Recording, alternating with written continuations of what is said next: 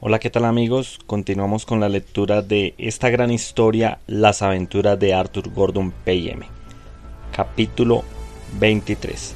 Pero antes de empezar, me gustaría contarles que en mi canal de YouTube ahora me pueden encontrar como Leer para Viajar. Ya no estoy como Deporte y Cultura. Entonces no olviden seguirme en el canal Leer para Viajar. Continuamos con la lectura, capítulo 23. Durante los 6 o 7 días siguientes permanecimos en nuestro escondite de la colina, saliendo solo algunas veces y con mucha precaución en busca de agua y de avellanas. Habíamos hecho una especie de cobertizo sobre la plataforma, disponiéndolo con un lecho de hojas secas y colocándola en el 3 grandes piedras llanas. Con él servían de chimenea y de mesa. Encendimos fuego sin dificultad cortando 2 trozos de madera seca, uno blando y otro duro.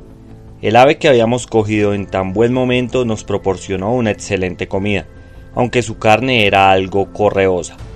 No se trataba de una ave oceánica, sino de una especie de garza real, de un plumaje negro azabache y parduzco, y alas diminutas en proporción a su tamaño.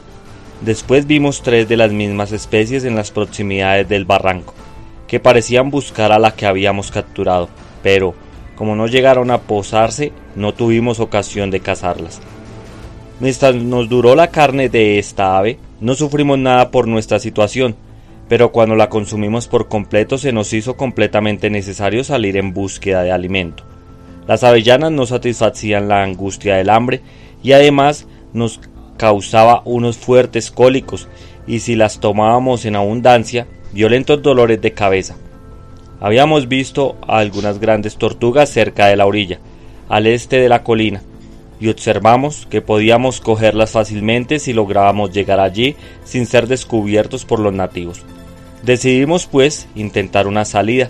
Comenzamos por descender a lo largo de la ladera sur, que parecía presentar menos dificultades, pero no habíamos avanzado 100 metros cuando nuestra marcha, como habíamos previsto por lo observado desde la cumbre de la colina, se halló interrumpida de lleno por un ramal de la garganta en la que habían perecido nuestros compañeros. Pasamos a lo largo del borde de esta garganta por espacio de 1/4 de milla, cuando fuimos detenidos de nuevo por un precipicio de inmensa profundidad, y como nos era imposible abrirnos paso a lo largo de su margen, nos vimos obligados a volver sobre nuestros pasos por el barranco principal.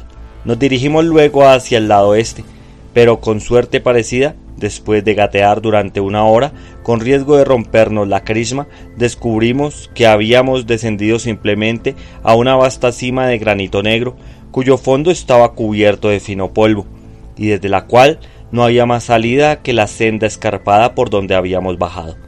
Remontamos de nuevo esta senda, dirigiéndonos al borde septentrional del monte. Allí tuvimos que emplear las mayores precauciones posibles en nuestras maniobras, pues la menor imprudencia podía exponernos de lleno a la vista de los salvajes del pueblo. Por tanto, nos arrastramos sobre nuestras manos y rodillas, y a veces nos veíamos obligados a echarnos de bruces arrastrando de nuevo nuestro cuerpo y agarrándonos a los arbustos. Con todos estos cuidados no habíamos avanzado sin un corto trecho, cuando llegamos a un abismo más profundo aún que los que habíamos encontrado hasta entonces, y que conducía directamente a la garganta principal. Vimos así plenamente confirmados nuestros temores, y nos hallamos completamente aislados y sin acceso a la comarca de abajo. Casi extenuados por nuestro esfuerzo, retrocedimos lo mejor que pudimos hasta la plataforma, y arrojándonos sobre el lecho de hojas, nos dormimos apacible y profundamente durante unas horas. Después de esta búsqueda infructuosa, nos ocupamos durante varios días de explorar por todas partes la cumbre de la colina, con el fin de informarnos de cuáles eran sus recursos reales. Descubrimos que no nos proporcionaría alimento alguno, a excepción de las nocivas avellanas y una especie de colcleria agria, que crecía en una pequeña parcela de unas 4 varas cuadradas, y que pronto hubiéramos agotado. El 15 de febrero, por lo que puedo recordar, no quedaba ya ni una hoja, y las avellanas empezaban a escasear. Por eso, nuestra situación no podía ser más deplorable. El día 16 volvimos a recorrer los muros de nuestra prisión con la esperanza de hallar alguna salida de escape, pero fue en vano. Bajamos también al socavón en el que habíamos sido sepultados, con la débil esperanza de descubrir, a través de este paso, alguna abertura que diese a la garganta principal. También aquí nos vimos defraudados, aunque encontramos y recogimos un fusil. El día 17 salimos resueltos a examinar con más minuciosidad del abismo de granito negro por el que habíamos caminado en nuestra primera búsqueda. Recordamos que una de las fisuras que había en las paredes de este pozo solo había sido examinada parcialmente, y nos sentimos impacientes por explorarla, aunque no tuviéramos esperanza de descubrir ninguna salida. No encontramos muchas dificultades para llegar al fondo del pozo, como ya habíamos hecho antes, y estábamos lo suficientemente serenos para reconocerlo con toda la atención posible. En realidad era uno de los sitios más singulares que imaginarse pueda, y nos era difícil convencernos de que se trataba puramente de una obra de la naturaleza. El abismo tenía desde el extremo oriental al occidental unos 500 metros de longitud. Siguiendo todo su recodo, la distancia de este a oeste, en línea recta, no sería más de unos 45 metros, por lo que puede calcular, pues no tenían instrumentos exactos de medición. Al principio de nuestro descenso, es decir, hasta unos 30 metros a partir de la cumbre de la colina, las paredes del abismo tenían poca semejanza entre sí y no parecían haber estado unidas nunca, siendo una de las superficies de esteatita y la otra de marga granulada con no sé qué material metálico. La anchura media o de espacio entre los dos acantilados era probablemente de unos 20 metros, pero no parecía haber allí ninguna regularidad en la formación. Sin embargo, más abajo, pasado el límite del que he hablado, el intervalo se contraía rápidamente y los lados comenzaban a ser paralelos, aunque todavía en cierto intervalo volvían a ser diferentes en su materia y en la forma de su superficie. Al llegar a unos 15 metros de fondo comenzaba una regularidad perfecta. Los lados eran ahora completamente uniformes en su sustancia, color y dirección lateral, ya que la materia era un granito muy negro y brillante, y la distancia entre las dos caras en todo su punto era exactamente de 20 metros. La forma precisa del abismo se comprenderá mejor por medio de un dibujo tomado sobre el terreno, pues afortunadamente llevaba yo un cuaderno de bolsillo y un lápiz que he conservado con gran cuidado a través de la larga serie de aventuras subsiguientes, y a los cuales debo notas sobre muchos asuntos que, de otra manera, se hubieran borrado de mi memoria. Esta figura indica el contorno general de la cima, sin las cavidades menores de los lados, que eran varias, pues cada una de ellas correspondía a una protuberancia opuesta. El fondo del abismo estaba cubierto, hasta una profundidad de 3 o 4 pulgadas, de un polvo casi impalpable, debajo del cual encontramos una prolongación del granito negro. A la derecha y la extremidad inferior se observará la indicación de una pequeña abertura.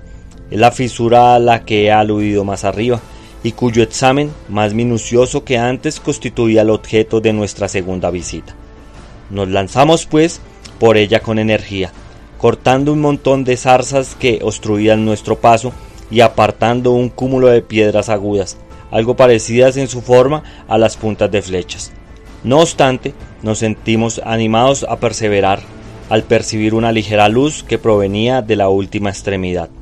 Nos abrimos camino, por fin arrastrándonos durante un espacio de unos 10 metros, y vimos que la abertura era una bóveda baja y de forma irregular, cuyo fondo era el mismo polvo impalpable que el del abismo principal. Una luz fuerte nos inundó entonces, y torciendo por un corto recodo nos encontramos en otra cámara elevada, parecida a todos los aspectos, menos en su forma longitudinal, a la que acabamos de dejar. Doy aquí su forma general. La longitud total de esa cima comenzaba en la abertura y dando la vuelta por la curva hasta el extremo es de unos 550 metros. Descubrimos una pequeña abertura semejante a aquella por la que había salido del otro abismo, y ésta se hallaba obstruida de la misma manera con zarzas y un montón de piedras blancas como punta de flecha.